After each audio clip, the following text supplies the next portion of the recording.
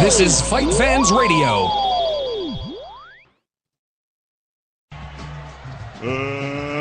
Let's get ready to rumble! Oh my God! Unbelievable! Down goes Frazier! Down goes Frazier! It's time! You're listening to New Mexico's only mixed martial arts and boxing podcast, The Low Blow, on AtomCombatSports.com and Fight Fans Radio. 128 of The Low Blow. I am Justin Goodrum, joined by Jorge Hernandez. What's up, man? How's it going? What's going on, man? Just hanging in there. Just pretty interesting news this week. We are on Southwest Fight, USCombatSports.com and Fight Fans Radio. It is the weekend before the Super Bowl, man. You got a dog in the fight this weekend, this Sunday night. You want to bet, man? What do you got? You guys are what, like I'm too poor to bet, man. You guys are like a 3-point favorite, and you guys, I mean, the Niners. I don't know. Yeah. I might dress as like Edgar Allan Poe and just show up at your door, and as soon as the game ends, just quote the Raven nevermore, man. Just, you don't know like, where I right live, face. man. Oh, I'll find out, man. Don't worry. The internet's a crazy place. I'll find out. That's true. Well, I'm going to a Super Bowl party, so I might not be at my house. Oh, man. Well, then a lot of people are going to see me dressed up wherever you're at. Totally. On this week's show, we're going to break down UFC 156. We're going to recap the UFC on Fox, a very big day for local New Mexico fighters. And we're going to pretty much break down the Bellator card that's coming here to New Mexico. Huge news on that.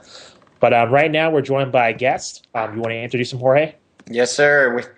Today, we're pleased to have as a guest Josh the Pitbull Torres, fighting out of Albuquerque's Team Tapia gym. How you doing, Josh? We're doing good, man. Thank you for having me. Hanging in there. Weigh-ins were earlier today. How did you size up your opponent, Bernardo Guerreca, man?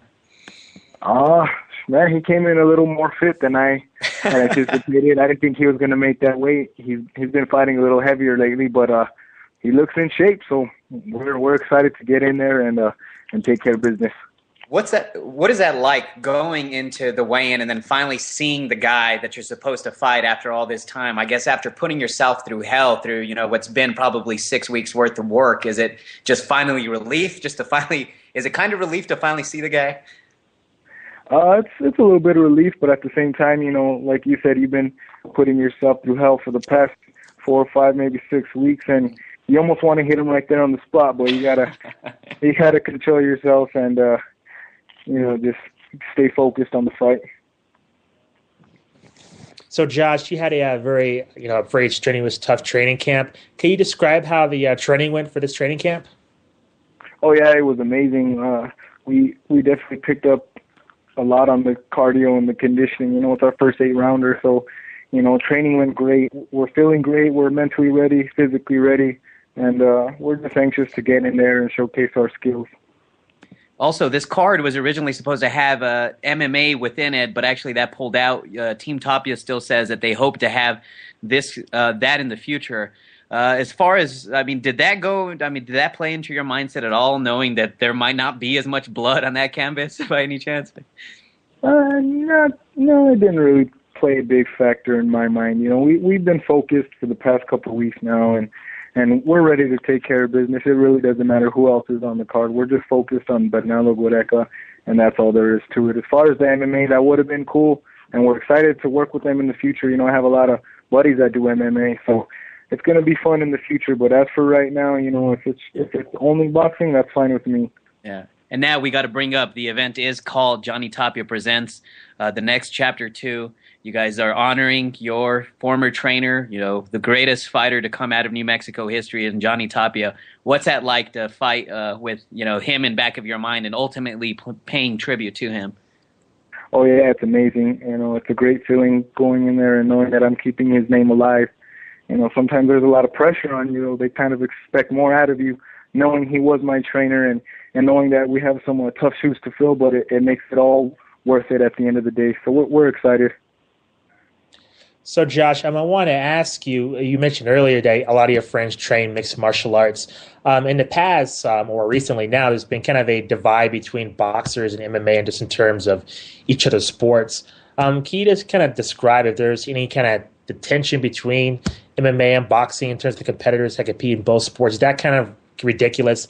Aren't you all kind of like competing in somewhat the same form? I mean, you guys are both competing as one man and another. You're training for a fight. Is the beef kind of ridiculous? I think it is. Yeah, to me, it's pointless. We're both athletes, and both sports we have to push and train ourselves to the fullest every day. So each one, has its pros and cons, and I have nothing but respect for all boxers and MMA fighters because both are definitely tough jobs. Now, you're headlining this event. What's that like to be headlining for your gym? And you got a couple of other teammates on this card also. Yeah, it's great. Like I said earlier, one of the first press conferences, I remember when I was turning pro and fighting on all the undercards and thinking to myself, I can't wait till I'm the main event, and here I am. It's just crazy to think how far I've come, and I'm proud to say that I am where I am, and I've done the things that I've done in the short time that I've done them. And I wanted to bring up something, and I guess it's from the weigh-ins and from photos that we've actually seen. At the press conference you guys had yesterday, did you not think Anthony Jones kind of looked like Siju Shabazz, man? Yeah, he's actually been in our gym a few these past days, and it's kind of funny. They do resemble each other a lot, and I think it's going to be quite a show, quite entertaining for the fans. Is it going to be hard to tell the difference between the two guys if both of them have their froze picked, man? I thought it was going to be, but when I saw them sized up next to each other, Siju is fairly taller, so I'm sure you'll be able to tell the difference. But yeah, at first I thought it was going to be that way. So, Josh, is there anything you want to plug besides your fight tomorrow? Facebook, Twitter, anything else that you're up to? Yeah, definitely. You guys just check me out on Facebook. You can look me up on YouTube.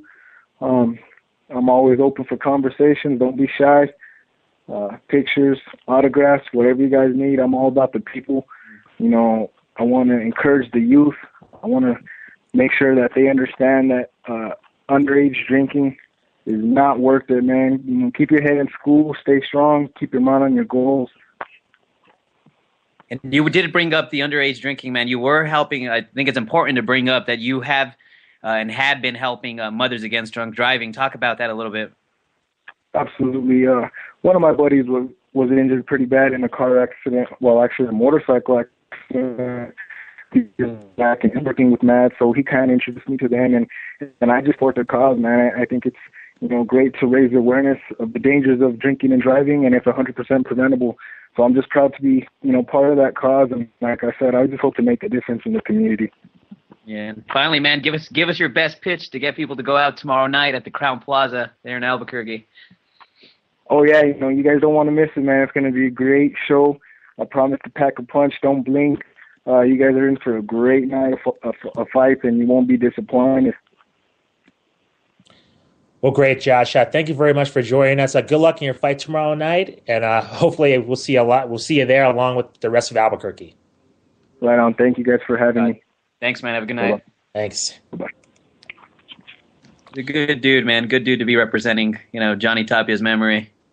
No doubt, and I think his situation reminds me of Mark Hominick and Sam Stout with the whole Sean Tompkins situation. Yeah, he was very influential on the MMA side. He was very influential in their training, and they had fights after his death. So I think Josh Torres is kind of experiencing the same thing. With this card, I wanted to run this by you, Jorge. They pulled out the MMA part of this card, as we talked with Josh. Now it's only boxing. And your opinion was, we're talking off the air, that was pretty much because of the Bellator card happening at the end of the month. Do you think this could be a problem with local cards like this one if the Bellator card does well? If another, if we get XFC or, if the UFC happens to come here, could local fight cards in Albuquerque kind of suffer because, the local fighters want to fight on the big show? I think it might be somewhat, but those middle of the road shows, I guess higher middle of the end shows like the XFC and Bellator, I don't think they can actually take every single piece of talent that we have here just because of how loaded we are. So I think when it comes to the MMA cards, I think we're okay just because of the amount of talent we have. But here, this is something odd, something that's rarely happened, hasn't happened 3 years, where you have a hybrid boxing and MMA event.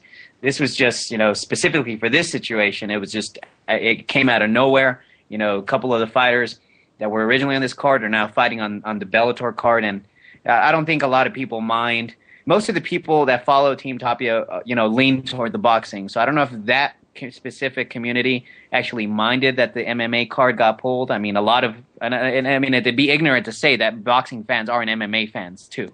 I mean, it goes both ways. So, I mean, it did affect this card just a little bit, but in general, I think it'll at least help these kids get a name by being on the XFC and these Bellator cards if they happen here. But I think they'd want to stay busy enough to where they can still keep these local cards afloat. So I think we'll definitely be good with that. If you want to get tickets, they range from $20 to $100 if you're in the Albuquerque area. It's at the Crown Plaza Hotel. Very nice venue. So if you need something to do on a Friday night, please check that out. The doors start at 6, fight times at 7.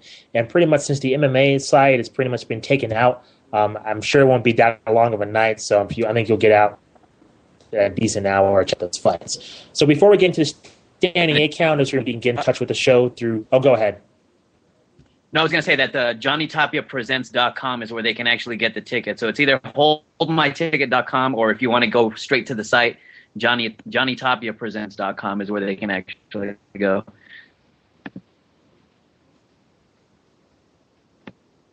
Great. You can get in touch with Fight Fans Radio through Facebook, Twitter, YouTube, and Ustream, all using Fight Fans Radio hashtag. Also, you can get in contact with us through Twitter, through email, through Twitter, through @thelowblow, and through email through lowblow505@gmail.com. And we're also available on the Stitcher Radio app. So, man, let's get into it. The standing A count. We have a lot of news to cover, so let's get started. You have a lot of news about Holly Holm. I scoffed at it last week. I said it's pretty much impossible that she'll be on the Bellator card heading to Rio Rancho. As always, I am wrong. She's going to be on that card. Can you give us some information as to how this came about and also some other local fighters that will be featured on the Bellator 91 card? Yeah, so Holly Holm, I don't know, somehow Bellator pulled it off, and somehow she's not going to be on the televised form of the event. She's actually going to be the last prelim before the actual fights take place. So she's one of the local fighters that has now been on there. Recently she was supposed to be the WBC ordered her and Cecilia Brækhus to fight. Again, Cecilia Brækhus, the other quote-unquote queen of boxing. The WBC can't mandate anything really because Holly doesn't have a WBC belt and is floating between two weight classes. So in comes Bellator. Bellator scoops her up as soon as that news hit, and now she's on there now. Bellator is guaranteed to sell an extra, probably an extra 1,300 tickets just because she's on the card. We also have guys like Josh Lanier, who fights out of the city here. Lenny Lovato Jr. is another guy. And Josh the Destroyer Montoya out of northern New Mexico. So we got some pretty good guys on the card. Angelo Sanchez, another former King of the Cage champion, 12-3, out of Powhatan, New Mexico. Very good fighter. He'll actually be on the card as well. Mean One MMA fighter, Kevin Kroom, is a very exciting guy if no one's ever seen him. He's kind of a wild dude. He'll also be on the card. And what people are seeing is a very interesting fight. Nick Gonzalez out of Jackson's and Adrian Cruz out of Judgment MMA. Both guys are 3-0. Both guys are friends. They're actually going to be fighting at the, I believe, the 135-pound weight class. So that is a very interesting fight and a fight that a lot of people here locally are buzzing about just because these guys are later in, well, they're early in their career, but they're a little older than most of the other fighters on this card. So it's a very interesting fight and might be a big turning point in both of these guys' career. So a lot of local talent on this card.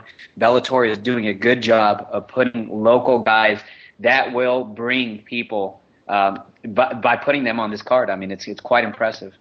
That card's set to take place February, I think. Let me look it up here. 28th. 28th. Gotcha. Yes, yeah. So that's going to be pretty fantastic. I think later on we're going to discuss the ramifications of Holly Holm on the Bellator card, which it pertains to her boxing and mixed martial arts career. But speaking of boxing, Carl Froch, Miguel Kessler has been set for April 27th. And if you remember, Jorge, me, you, and Will were talking about the Holly Holm fight with Cecilia Brækhus possibly being on the undercard of this fight, but it looks like this fight take place in London, April 27th, for Froch's WBC and Kessler's WBA titles are on the line. Pretty much, it's going to be coming down to these two fighting. I know their first fight was very exciting. from what I'm reading here, it says that it's going to be the biggest fight made in the 168-pound division with Andre Ward on the shelf. Do you know how long Andre Ward's injured for, Jorge, by any chance? Oh no, man! I don't think they gave an exact turnaround time. You probably won't see him come back till probably July or August. So it kind of sucks for the boxing community that he's out, especially being one of the top 3 fighters in the sport. But I mean, this Carl Froch and Mikkel Kessler. It actually gave my favorite Will quote. My favorite Will quote came out of their first fight, which is a hell of a fight. Will said, "I ain't seen 2 white boys fight like that since Jack Dempsey." My favorite Will quote of all time, man. So definitely excited about that card, and I'm all for it. That's a very exciting fight. Mm-hmm. Today at the UFC press conference, I think they did their media day differently this time. They didn't do a full press conference with all the fighters there for whatever reason. But nevertheless, Dana White did 2 media scrums, I believe. One, a media interview with Ariel Helwani, which is up now. This went up within the last couple of hours. Another one, he did a media scrum. Within that media scrum, he announced the Fight Metric official rankings will be pretty much be taken over a new ranking system for the UFC. This just came out a couple of hours ago, so I'm reading this now. Here's a quote from Dana White. UFC fighter rankings are a great tool for new and exciting fighters to learn and keep up with the fast pace of the UFC. We're always looking for opportunities to engage fans and media, allowing them to connect and voice their opinions. Just one more way of doing that. That's Dana White. How it works is media members will vote for the top fighters currently active in the UFC by weight class and pound for pound. A fighter can only appear in one weight class at a time. That's very important to keep in mind. So we'll have to see if these really are taken seriously. Yeah. I mean, the bottom line, Dana White makes the decision at the end of the day. And so let's say, I don't know, Chris Weidman is number 2, just for the sake of argument, in the middleweight division. If Rashad Evans is impressive with Nogueira this weekend coming up, there's been rumors of Rashad Evans fighting Anderson Silva. And again, you could bypass these rankings. So I don't really see what these rankings truly mean at the end of the day. If Dana White is not really taking them into account during his final decision when making these title fights. What are your opinion about this, Jorge? Do you see this as a new learning tool? You see this as kind of like the BCS of fighting? What do you think? I don't think anything can be as bad as the BCS, man, to be honest. I think the UFC rankings will do a decent amount of job. Even as of now, I was telling you beforehand, it's like I didn't, in boxing, that's all you talk about. Who's ranked in the top 10 of this belt? In boxing, you have 4 main belts. You have a top 10 for each one of them. So you're always consistently looking at who's ranked, who's mandatory. So it'll be interesting to see if the UFC actually follows them. This will kind of keep them a little bit more in check, I think, by the fans' perspective of the matchups that they're actually setting up. Now it goes to say, what if these rankings were around 3-4 months ago? Does Chael Sonnen get this fight going up in weight, man? Obviously not. Well, I disagree. I think he does, just because Dana White's making the decision here. Well, yeah, if he's calling in and he's in the background, then I guess you got a very fair point. But then, I mean, what's the reasoning for the rankings at that point? You know what I mean? That's a good question. And I think in terms of media members, I mean, Josh Gross is not going to be on his media list. Loretta Hunt's not going to be on his media list. I mean, it's going to be the media that the UFC likes the most. I mean, so they're going to have 2 voters. They're going to have 2 voters, Ariel Helwani and his nose. Those are going to be the only 2 people on that damn voting panel, man. I'm sorry. Yeah, those 2 and Kevin Iole. He's pretty good. Yeah, no, correct. I mean, Kevin Iole, he's not bad, man. He's all right. You have some news about Brandon Rios and Mike Alvarado, a Fight of the Year candidate of 2012, and it looks like they'll do it again coming up this spring. Yep, so this is the rematch. So Erica better watch their first fight before this rematch comes up at the end of March, because it's one of the better fights I've seen in the last 5 years. I'm excited for it. A lot of people say, why for Brandon Rios? Why is he doing it? But it's the only fight that can, really be made at that weight class that will attract the fans. So these guys are expected to fight March 30th. It's supposed to be on HBO again, and this time it'll be in Las Vegas. Their last fight was in Carson, California. They're in the outdoor tennis venue that they have in that city. Rios, did plan to have Manny Pacquiao as his next opponent before Pacquiao was actually knocked out by Juan Manuel Marquez. So when Pacquiao Rios, obviously no longer makes sense. The plan shifted back to Mike Alvarado. So, he did tell, I believe it was boxing. They did tell a boxing scene, and that was Top Rank, that it's a can't miss this fight. It'll easily be a war as it was in the last fight. So definitely very exciting to see the rematch between Brandon Rios and Mike Alvarado. That was only Alvarado's first loss of his career. Both guys were going into that undefeated. So great fight, and everyone wanted to see a rematch no matter what was next for Brandon Rios. So here it is. We get it sooner than we expected. Mm-hmm. Luke Thomas posted, if you pay attention to his Twitter, he was very hyped on this guy making his MMA debut, and looks like it's going to happen.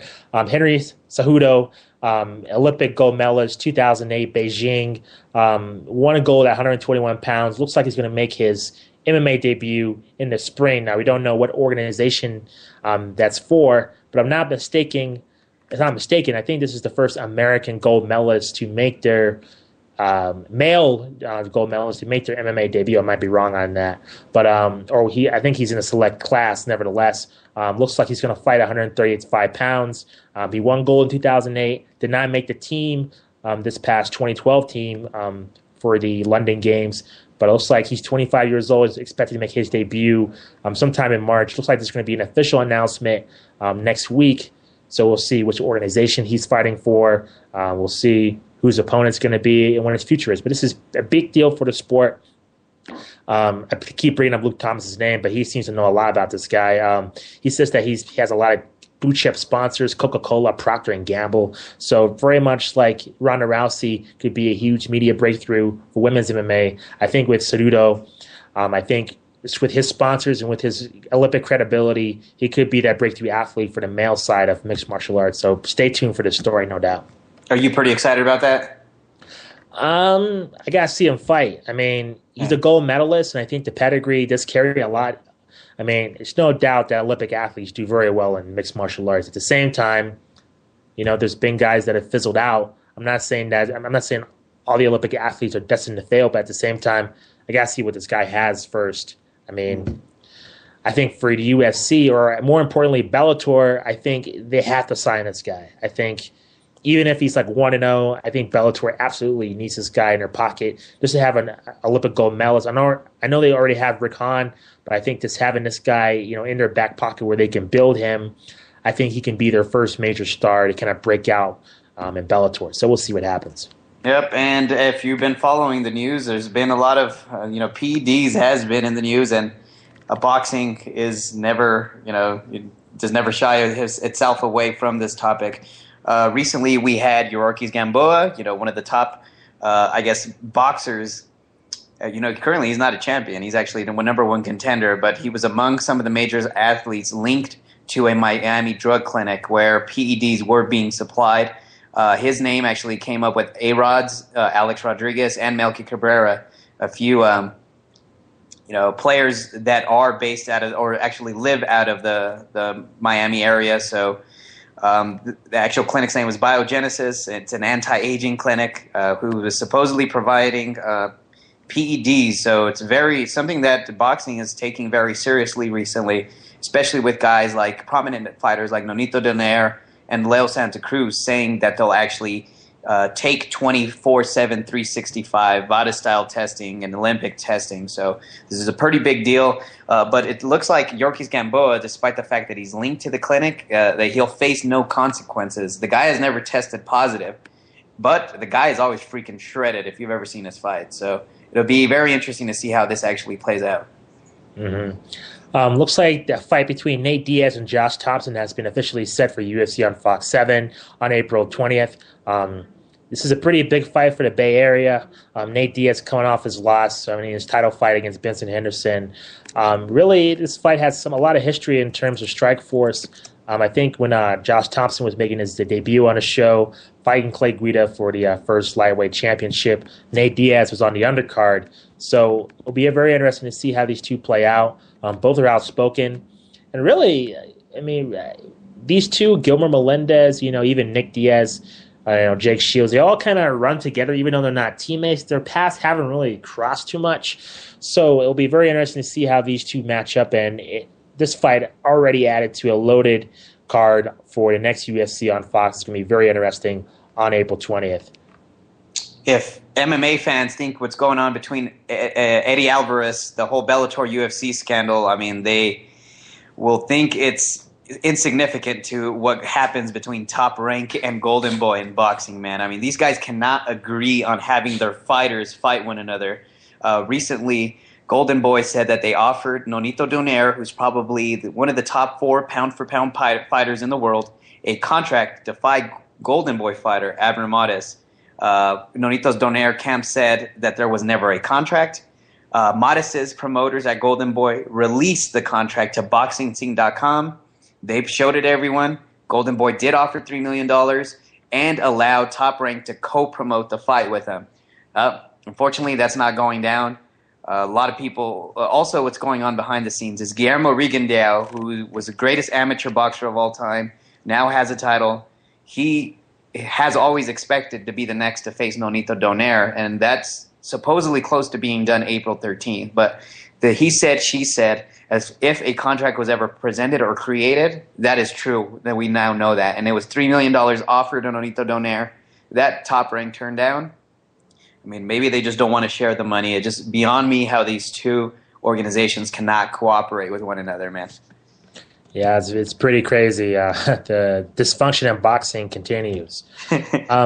Let's get into, I guess, it's 2 rounds. It's me and Jorge, our weekly rant on what is bugging us or what has us interested in combat sports. Would you like to kick us off? You want me to go first? I can go first. I think what bugging me is the whole Cyborg and this whole Ronda Rousey thing of whether Santos can make the 135-pound cut. I mean, and you even have Tito Ortiz defending her that basically she walks around at 160, between 160 and 170, but only has the ability to cut down to 145.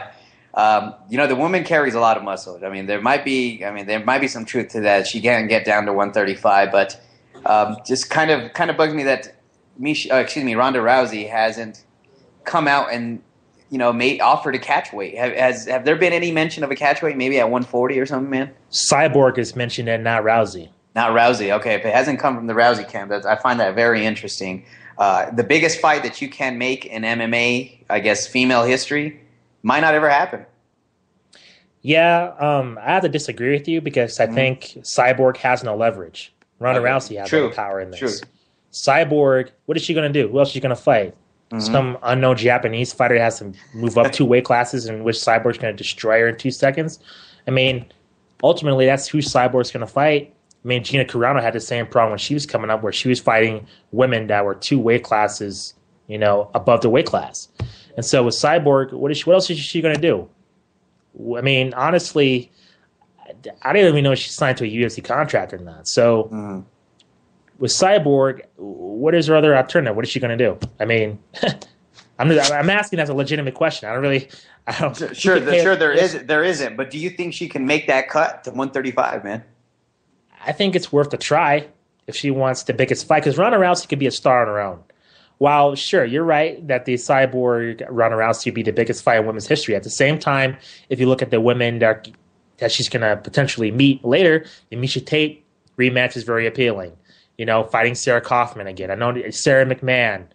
Certainly even Holly Holm, quite honestly. Yep. I think, honestly, with Holly Holm's boxing pedigree, that could rival the excitement of a Cyborg Ronda Rousey fight there. And so, to me, I mean, Ronda, I don't think she needs to waste her time dealing with this at all. I mean, it's a moot point.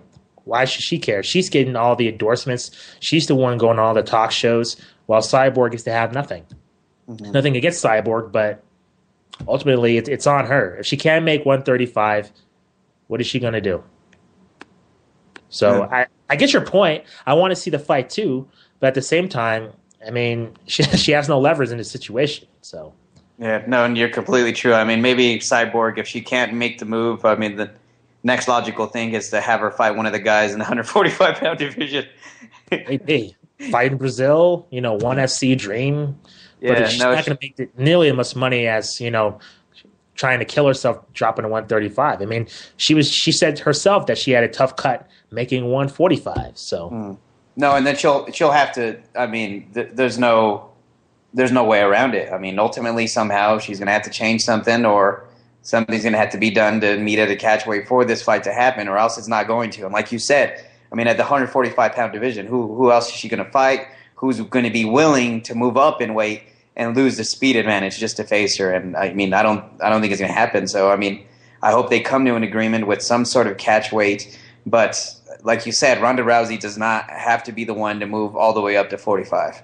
She doesn't. She has all leverage in terms of her being the golden child, the depth in the weight class, and the belt's already created. And I think the 145 weight class is honestly the Gina Carano weight class. I mean, they created it for her. Even with Gina, she always had a tough time cutting the weight. And she always fought women that were fighting above their weight class. So I just don't think there's enough depth there. I could be wrong, but I'm willing to bet that 145 has always been weak in women's MMA. It's usually been 135 or below. So I guess my burning topic has to be on this new Fox deal. I don't know if you heard about this, Jorge, about the Speed Channel being turned into Fox Sports 1 and in Fuel TV being turned into Fox Sports 2. And supposedly this is supposed to take place in August. So for people that were confused about the UFC still being on Spike, there's going to be more confusion as there's going to be no more sports on FX, period. So FX will be an entertainment channel only. All the sports will go on either this new Fox Sports 1 or Fox Sports 2. So I think in short term, I think this is going to really hurt the UFC because I think they're getting their stride with the ratings. I think the prelims did very well. The latest UFC on FX card pulled very good numbers. The Ultimate Fighter seems to be doing pretty decently on Tuesday night. And now you're putting all that content on this new Fox Sports 1 channel, in which it's available in less homes than FX. So I think in the short term, August, when it's supposed to take place to, possibly this time next year, it's going to really hurt the UFC in terms of ratings. But I think in the long term, I think what Fox Sports really wants is to be a competitor to ESPN. And I think they got the sports catalog to do it. I don't think NBC Sports does, and I don't think CBS has it either. I think Fox Sports poses the best threat to kind of be that alternative to ESPN. I mean, in regular news, there's 3 news channels which you can watch. In sports, there's really one which you get your news. That's ESPN. So I think this is very ambitious goal by the UFC. I just think this might hurt them in the short term. And I think the long-term, rewards, it's kind of 50-50 at this point. But we'll see what happens. ESPN the Ocho, bro. Maybe, man. Dodgeball, for sure. And I've seen Dodgeball on the Fox Sports affiliate on the FSN. They do Dodgeball on there. So get out of here. No, they don't. Yeah, they do. I'm serious. They had a Dodgeball tournament in Vegas, man, just like the real thing. Oh, my goodness. Not as exciting as the movie, but I guess whatever gets sponsors. I guess so. It's better than just watching poker or darts or any of that garbage. But so, man, let's get into our main event topics. And before we recap the UFC on Fox and preview this weekend's UFC card, I want to break down this Bellator situation with Holly Holm in terms of her fighting in mixed martial arts and fighting in boxing. So we talked about her. She's going to be on this card February 28th on Bellator on a prelim swing bout. So she could be on TV. She could not be on television. If it goes by what happened last week with Albuquerque's own Hunter Tucker, well, he had a very impressive win. No one saw it. It wasn't. I tried clicking on the stream on Bellator.com. It did not work. It obviously wasn't on TV, so no one saw the fight unless you're in the arena. So with Holly Holm now, this will no doubt bring people to see her fight in a MMA cage. This will no doubt bring the hometown fans. But with her boxing career, why this fight's taking place in MMA is that Cecilia Brækhus, the woman that she's supposed to fight, like Jorge said, the WBC kind of suggested that the super fight, happen, but Cecilia decided to take the fight with Mia St. John. So I want to ask you, we're talking, yesterday and kind of off air here about who's to blame for this. And at first, you see the Mia St. John name, you immediately blame Cecilia Brækhus for fighting a way inferior opponent. But then you kind of take a look at Holly Holm's track record. This whole situation, is this pretty much, a combination of both sides, or this kind of like, Cecilia Brækhus kind of taking the heat for, Holly Holm's management mismanaging a super fight? What do you think about this whole situation? I think it's a combination of all of it. I mean, if Cecilia Brækhus was to go get a good opponent and have someone formidable to fight her. Why fight a 45-year-old fighter? I mean, Mia St. John's 45, ladies and gentlemen. She's way past her prime. She does not have the same body she did when she was on Playboy 14 years ago. So, it's just a very interesting situation, because if you were Cecilia Brækhus' camp, all right, let's make this happen. Or, I mean, you could also think about it this way. Both ladies want to stay busy.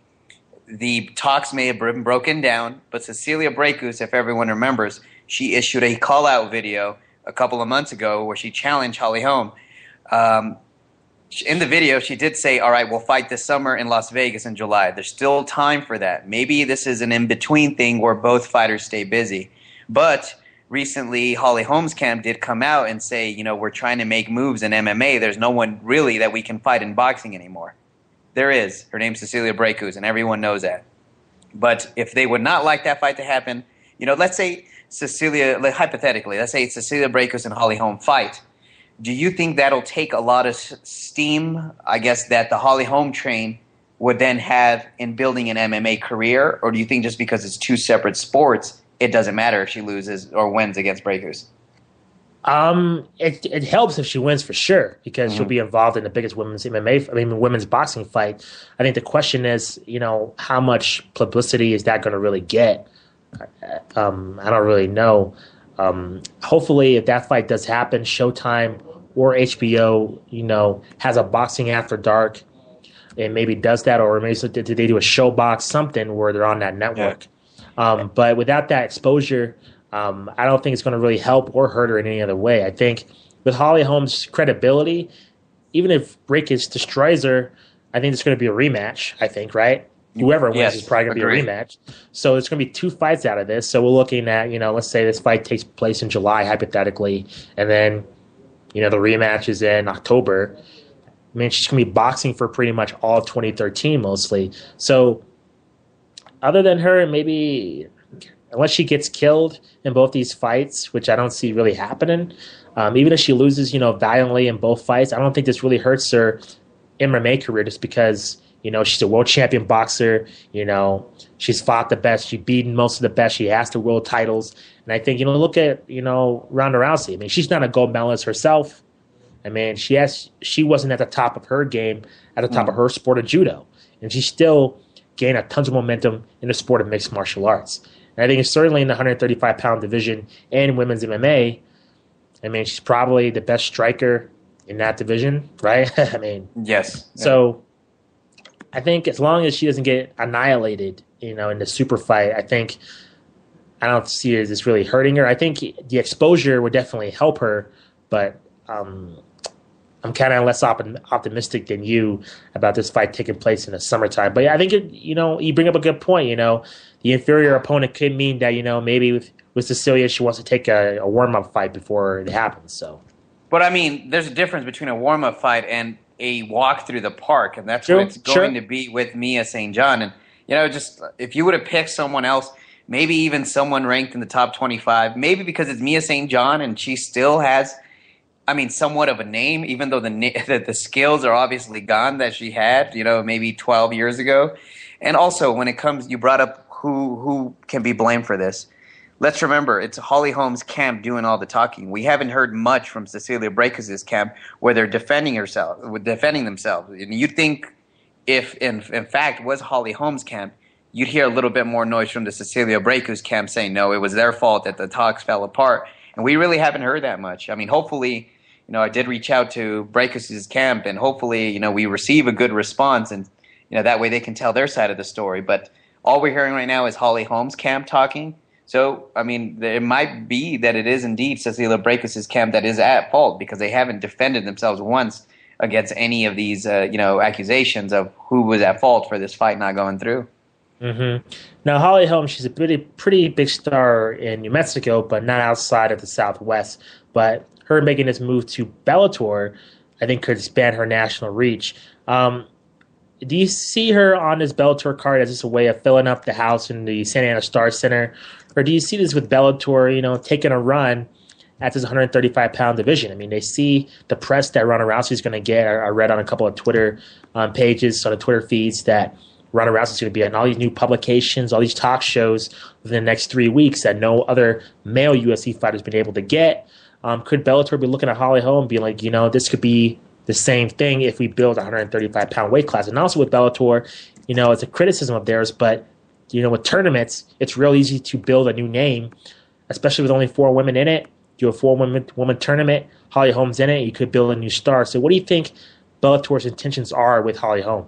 I think it's a combination of that. I doubt that they've signed a multiple-year contract. That is not something that we've confirmed. But it's pretty interesting because of the fact, you don't know what's going on in the background. Maybe it's just this one-fight deal to try to sell out the house here in her hometown. Or, maybe they're actually trying to launch this 135-pound division for women. It'd be interesting to see whether Holly Holm stays within it or not. Maybe it's just Bellator's way of saying, hey, we're here and we got women fighters too, and some pretty damn good ones.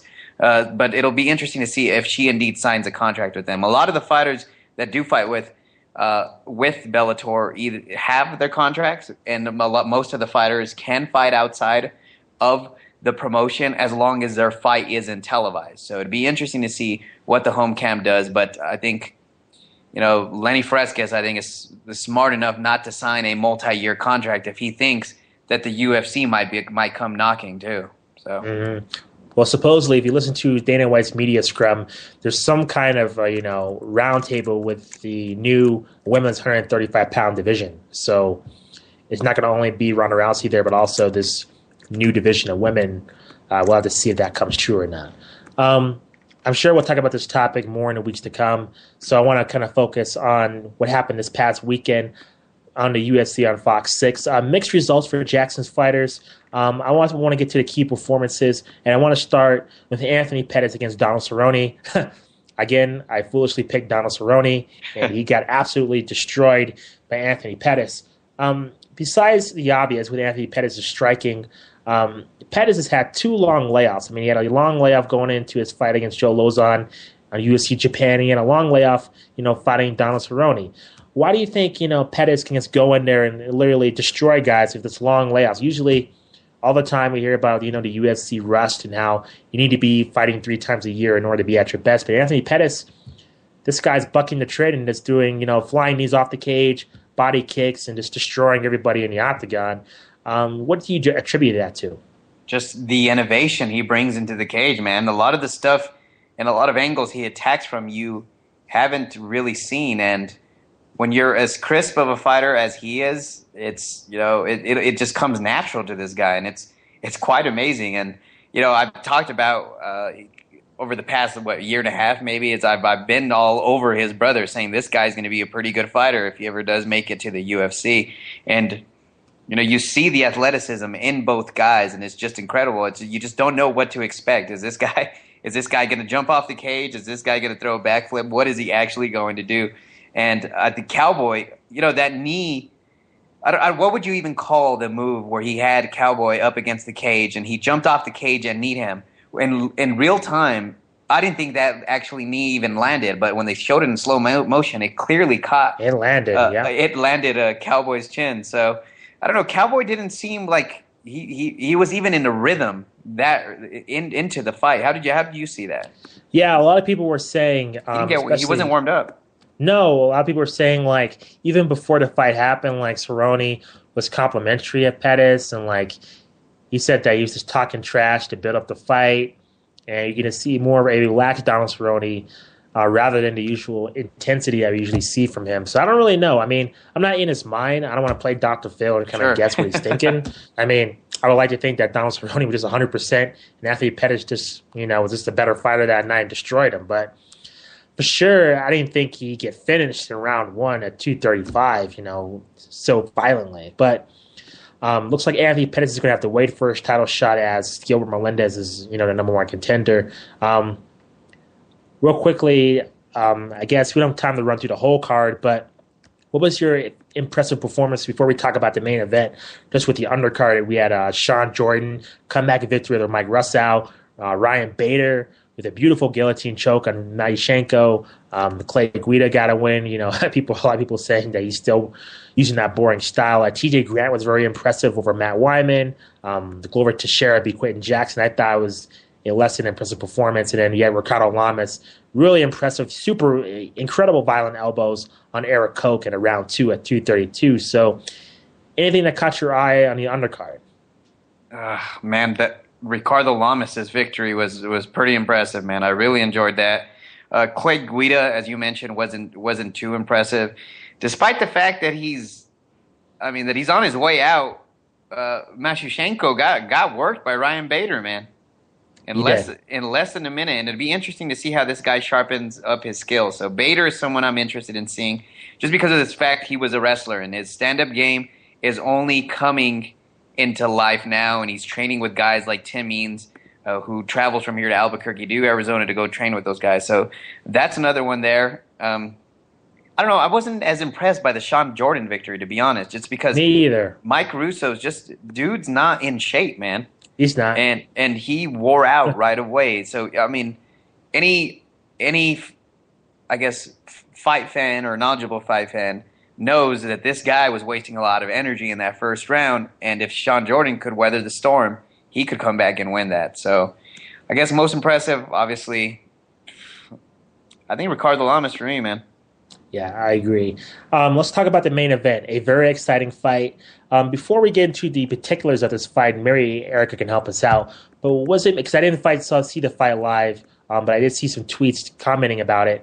But from what I've seen, people were kind of bored at this fight, and I have no idea why when I watched it back. People were kind of criticizing, our viewers are going to leave, are they not interested? And I thought this fight was very exciting. Am I tripping here? Am I too much of a MMA aficionado to kind of appreciate this? I thought it had violence, it had knockdowns, it had controversy. Why the hate of this fight? I don't understand. Well, I don't know what Erica's opinion it is, but this fight was being presented as, this is going to be the fastest fight you've ever seen in your life. And I think a lot of people translated fastest fight into just like all-out brawl, and it wasn't. It was a complete opposite. Very technical fight, and I enjoyed it. So it was exciting. I don't understand. It was, as you mentioned. There were some good knockouts. Some good knockdowns, some good takedowns, some good groundwork. Just good overall work by both guys. And it wasn't until the last round that when Johnson did dominate Dodson that anyone very convincingly took a round. The second round for Dodson was a pretty obvious, but Demetrius Johnson just dominated that last round. So I don't know where the hate comes from, and I'm not sure if Erica has an opinion on why this fight got any hate at all. Yeah, it's just completely bizarre. Let's get into the fight. There was some controversy of an illegal knee in round 3. While it was a ridiculous rule, it is a rule when you have 3 points on the ground. You cannot knee a down opponent. That's what Demetrius Johnson did. It definitely hurt John Dodson. Big John McCarthy decided not to take a point away, instead give a warning. What was your opinion of that in round 3? I thought it was, obviously it took a lot out of him. The low blow and the knee to the head that happened throughout the fight took a lot out of John Dodson, and I think that's why a lot of people think that there should be a rematch. Should there have been a point deducted? I'm on the side that says no. And even John Dodson says, no, it happens. It's part of the fight. It's not like boxing where, you're warned for a low blow, and if you do it again, you're going to get a point taken away. These were 2 different acts. They were a low blow and then a blow to the head where, in Johnson's defense, he couldn't really see if John Dodson's hand was touching the canvas. So in his defense, I say no. Dodson said no. I completely think, just because there were 2 separate instances, if they would have been the same consecutive act, then I'd say, yeah, take a point. You warned the guy for not doing that. So if one of the 2 would have happened in the later rounds, then definitely deduct a point. Yeah, I agree. I don't think should have been a point taken away. I just think, a warning, and then you go by taking a point afterward. I was just really impressed by Demetrius Johnson's, his tenacity, willing to go through adversity. I think those knees really wore out John Dodson. I think, in a championship fight in which, I think, what's his name? Joe Rogan was exactly right. What he was saying about with Demetrius Johnson, that he's relentless. He just pressures you, does not give you time to breathe. There's no kind of dancing around the octagon. He's always on you.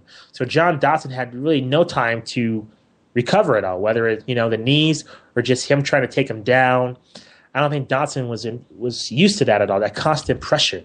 And so when it came down to the 4th and 5th round, I think he saw Dodson, starting to fade a little bit. But nevertheless, I thought Dodson was still very impressive for his first title, shot. And I think it wouldn't surprise me if he gets, right back in a title picture. I know this weekend there's Ian McCall, Joseph Benavidez. That's supposedly supposed to be for the number 1 contendership. So we'll have to see if that, materializes a new contender or not. But I think John Dodson's one fight away from being in that title mix for sure. Yeah, and also what impressed me a lot very quickly, because I know we're short on time, is Johnson. The guy came into this fight with incredible shape, and the reason you know that is because he got dropped twice and he stood up just like that, man. It was crazy just to see him bounce right back after catching good combinations and then just dropping. It amazed me actually that he was able to jump up that quick from being knocked down. Just real quickly, we have UFC 156 Super Saturday. Traditionally a big card for the UFC, and all these fights, knock on wood, they still materialized. I agree with the general consensus of this card that it should be getting more attention. This card is awesome. It's loaded. But yeah, it's not getting that, national recognition. And I think because there's a lot of big names on here, but there's not a lot of draws on here. Like Jose Aldo is not a draw in terms of, he's been hurt. Frankie Edgar is not a draw. I think Rashad Evans, you arguably say, is the biggest draw on this card. Nogueira's not. Overeem's still early. Silva's not. Fitch's not. Maya. You go down the line. In terms of bringing in pay-per-views, these guys, in terms of casual fans, I think there's reason for them to be hesitant on purchasing this card. But I think if they're educated, I think this card's awesome. And I think, the main event, a dream fight, Jose Aldo, Frankie Edgar. We do predictions sometimes. I'm taking Jose Aldo. But Frankie Edgar uses a very similar style with Hominick, what he used against Aldo. He's very successful. So do you think Edgar can use that same strategy and maybe pull out the victory in the main event? I think so, man. I think, I like the fact that Edgar's going down. We'll see how he does in this weight class. A lot of people have felt that he was undersized at 155, despite the fact that he was a champion in that weight class for a while. But Jose Aldo's athleticism, I think, is going to win this fight for him, and he's going to keep Edgar at bay, I think. And I don't think Edgar's going to be able to catch him with one of those huge, either right crosses or over the top right that he actually lands on his opponents. Jose Aldo will be way too elusive for him in this fight. Also, there's a great fight with Rashad Evans and Antonio Rodrigo Nogueira. There's been rumors that Rashad Evans, if he wins, perhaps he moves down and fights Anderson Silva because, along with being a former title contender, he's the biggest draw at the time. What do you think about that scenario? I'd like it. I'd love to see that. And what poses a huge threat there for Silva is just the wrestling pedigree that Rashad Evans actually does come with. And we all saw what Chael Sonnen was able to do to him. So very interesting fight if he is, in fact, able to go down and make it, man. Also, Overeem against Antonio Silva, John Fitch, Damian Maya. We mentioned Joseph Benavidez, Ian McCall. What other fight do you see on this card that intrigues you? Locally, man, the Isaac Valley Flag and Yves Edwards. That's right. Fight. Yeah, it's a big fight. It's the first fight on the FX card. Isaac Valley Flag based out of Albuquerque's Jackson's MMA for good 11 years now. So he's a veteran here locally. He's 34 years old, so he's got to make a move here. And Yves Edwards, one of the most veteran guys, he's 36. So we'll be able to see. I believe this is his 17th time fighting with the UFC. Crazy, but. It's do or die for him also. So pretty big fight for both guys to see which way their career is headed, especially since Isaac Valley Flag's making his debut and, previously under the Strikeforce banner. So that's a fight that kind of, definitely does intrigue me. I'm interested in seeing what Tyrone Woodley does with the UFC also. Yeah, me too. I forgot he's on this card. This card is just loaded with just big-time fights. You can catch all the action this weekend. Pay-per-view starts at 10 o'clock Eastern, 8 o'clock Mountain Time. I I was going to say very quickly, Jay. Go ahead. Pick your winners just very quickly from the main card. Okay. I like, with Benavidez, McCall. I like Joseph Benavidez. He's very consistent. I think that fight with Demetrius Johnson was very close. I like Benavidez in that one. I like John Fitch with Damian Maia. I just think Damian Maia, to me, his stand-up, I don't believe is all the way there. Well, I think it's improved. He trained with Vanderlei Silva some. I think John Fitch, he's not a world beater in terms of his striking ability, but he put some decent combinations together. I think he's a good all-around fighter, even though he's known for being just a pure wrestler. I also over him, Antonio Silva. They're a stare down, man. I don't know if you caught it on UFC's website, but I did. Bigfoot Silva does not like Alistair Overeem very much. So I think with the animosity, I think he'll fight harder, but I think Alistair Overeem is just too overmatched, and I think Overeem, as long as he doesn't go to the ground, I think Reem's going to knock him out. Rashad Evans Nogueira.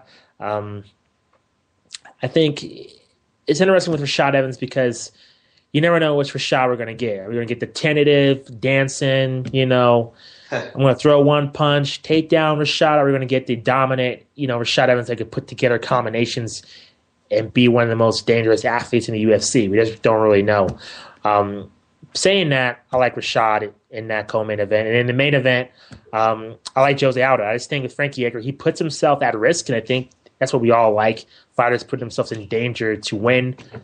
But I just think Jose Aldo is too explosive, and I just think eventually he's going to put Frankie Edgar's lights out. I don't know. What are your picks real quick? Oh, man. I'm on board with you. If I have to go against you in one of them, since I'm forced to, I'd like John Fitch to win that one, but I'll go with Damian Maia to pull the slight upset there. He's been on a roll. Eric Silva. Yeah, he has. Yeah. If you see that fight with Silva and John Fitch in Brazil, Eric Silva almost had him, and John Fitch somehow survived. So I think Silva, I think Damian Maia is a better submission artist than Eric Silva, but, John Fitch has pretty good submission defense, so we'll see what happens. I believe that's going to wrap up our show. Anything else you wanted to add before we take care of some house cleaning issues? One more thing. Australia is kind of weird. They have their big fights on Wednesdays. Yesterday, Daniel Gill fought Anthony Mundine. For people that know, Daniel Gill held a couple of belts in the 160-pound weight class. Anthony Mundine had a year-plus long beef with Austin Trout and ultimately turned down a fight with Austin Trout to fight in front of like 2,000 people. Why? Who knows?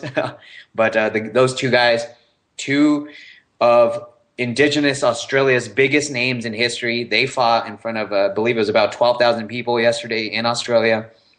Daniel Gill won convincingly, unanimous decision. Anthony Mundine says he got robbed. Don't trust the guy. He's freaking crazy.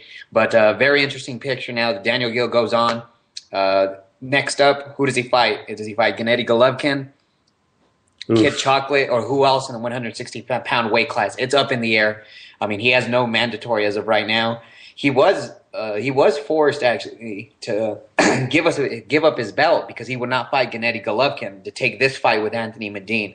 The Anthony Mundine fight economically made more sense for him, but they did strip him of the belt and gave it to Gennady Golovkin. So who knows if he goes back after that fight? So very interesting 60-pound division in boxing, man. It's loaded. No doubt. Murderous row. You can get in contact with Fight Fans Radio through Facebook, Twitter, YouTube, and Ustream. That has our show along with the rest of the Fight Fans Radio family. Also get in touch with us through Twitter and through Facebook and through our email, loblo505@gmail.com. That has all of our updates and plus the best of the combat sports world around the world. So for Jorge Hernandez, I'm Justin Goodjim, and we'll see you next week. Peace.